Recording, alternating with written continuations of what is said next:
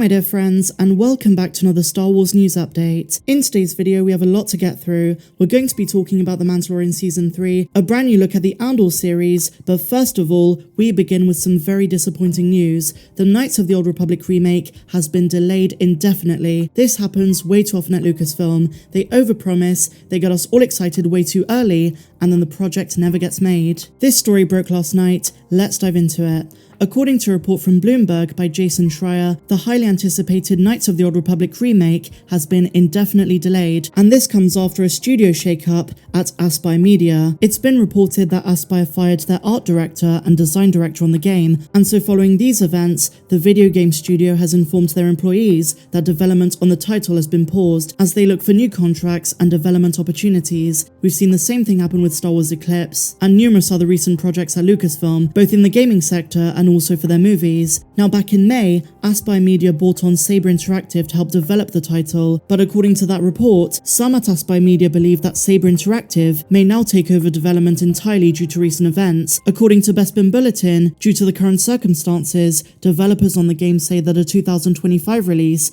is now more realistic. They also say that ahead of the firing, Aspire Media reportedly showed their partners Lucasfilm and Sony Interactive a demo of the video game at the end of June, with the partners happy with how development on the title was coming along, but according to a source at Bloomberg, one developer was unhappy with how much time and resources were being put into it. So they deemed it unsustainable, and now it's indefinitely delayed. Truly disappointing news, but I really hope this is not the end of the road for it. As I say, this kind of thing happens way too often.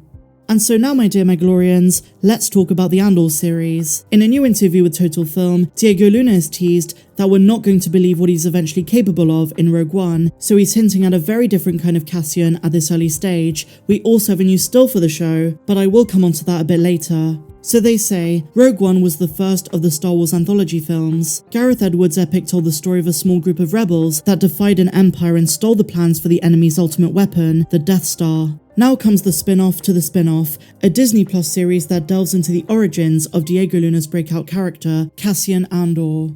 Speaking with Total Film, Diego Luna says, I had already answered many of the questions that the show answers myself for my process as an actor for Rogue One. Now I had the chance to explore that with showrunner Tony Gilroy, who's an amazing collaborator and beautiful writer. Diego Luna then points to a moment in Rogue One where Cassian tells Jyn Erso with ferocious conviction that he's been in this fight since he was 6 years old. And now Diego adds, that talks about a wounded man. We find him in a place where he's not aware of how capable he is of transforming or being a part of change or executing such a sacrifice. But he's the man that comes out from fighting since he was 6 years old. He's a very interesting, dark, wounded person. You're not going to believe that he's capable of what he does in Rogue One. So once again, we find Diego Luna teasing a huge character arc for Cassian. We're going on this journey with him. We're gonna see him evolve and change. He is by no means the polished, daring rebel just yet. He still has a lot of growth to undergo, a lot of challenges to face both outwardly and within himself. Ultimately, as we see in Rogue One,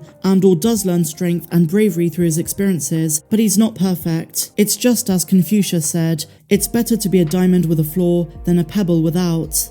And as I mentioned, we also have a new still from Season 1. Now Cassian is clearly getting a drink at the bar, but we have this new character, this new female alien. I've seen a lot of theories of what species she could be, but in my opinion she's a new one altogether. We've not seen anything exactly the same. She's not a Pantoran, she's not Imrusian, but rather a fish-like humanoid. Let's call her a Finding Dorian. But in all seriousness, I love the gloomy atmosphere, the kind of blue tinge to it. Diego Luna looks fantastic as always, and this new frame should ease all worries of there not being enough aliens in the Andor show. They didn't show too many in the first teaser, but I'm sure there are plenty in the actual show itself. And speaking of which, we should only be a matter of days away from the final trailer dropping. Fingers crossed, I'm super excited. And so now guys, let's talk about The Mandalorian Season 3, because Total Film also had an exclusive with Pedro Pascal. And the biggest takeaway of all is that he teases Mando's leadership role in the third season. Let's dive into it. Lucasfilm are keeping very quiet on The Mandalorian Season 3. In fact, Star Wars fans everywhere, myself included, have been really frustrated with the fact they didn't release the Star Wars Celebration exclusive.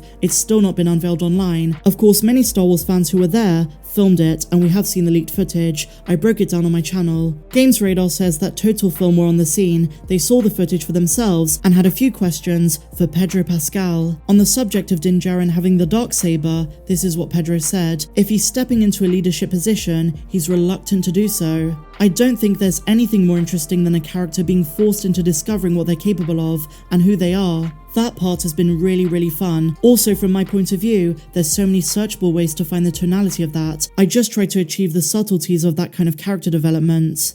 And they also have a quote from Katee Sackhoff, who says, "Anytime you have a goal and you don't succeed, I think you reevaluate." And both her comments and those by Pedro Pascal really kind of reiterate that even though we're past season 2 and the Book of Boba Fett, Bo-Katan still wants the Darksaber. And while there's been a lot of talk about a compromise, by the sounds of things, it looks as though Din is going to step up to the role of leading Mandalore. I think all in all this creates a fascinating dilemma. Din is reluctant to lead but has found a valuable use for his saber. Meanwhile, Bo-Katan is crushed. She lost the Darksaber to Moff Gideon after Sabine handed it to her, and that taught Bo a lesson that she needs to win it in combat, so she didn't want to be handed it by Mando after he won it from Gideon in season 2. So what happens next is going to be truly fascinating. In the leaked trailer, Bo-Katan comes across as much more aggressive as an antagonist, especially when compared to season 2. When Katee says in this interview that Bo is going to reevaluate, I wonder if this means that Bo-Katan is going to take a different route to challenge him. It might not even be in combat. According to the Making Star Wars leaks, and a huge spoiler warning,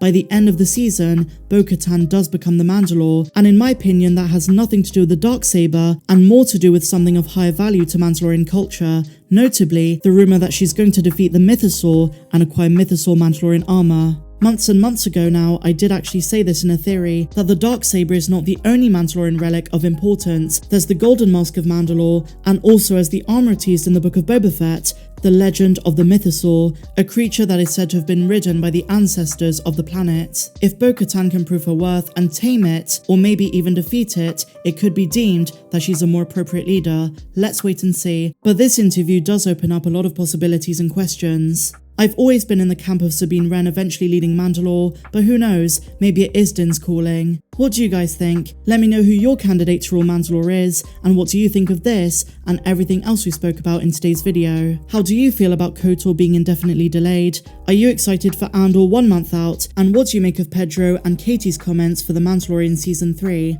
If you enjoyed this video guys, as always, please be sure to give me a big fat thumbs up, subscribe if you're new, and I'll see you in the next one. May the Force be with you always. I'm Star Wars Meg. Have a good one.